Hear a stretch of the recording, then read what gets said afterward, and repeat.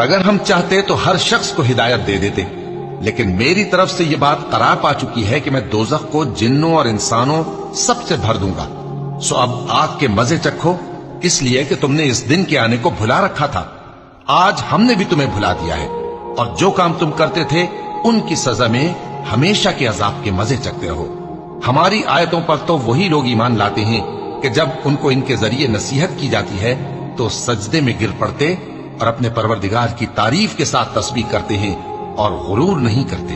उनके पहलू बिछोनों से अलग रहते हैं, इस हाल में कि वो अपने परवरदिगार को खौफ और उम्मीद से पुकारते और जो कुछ हमने उनको दिया है उसमें से खर्च करते हैं। सो कोई शख्स नहीं जानता कि उनके लिए कैसी आंखों की ठंडक छुपाकर रखी गई है। ये उन अमाल का सिला है जो वो करते थे। भला जो मोमिन हो वो उस शख्स की तरह हो सकता है जो नाफरमान हो? दोनों बराबर नहीं हो सकते।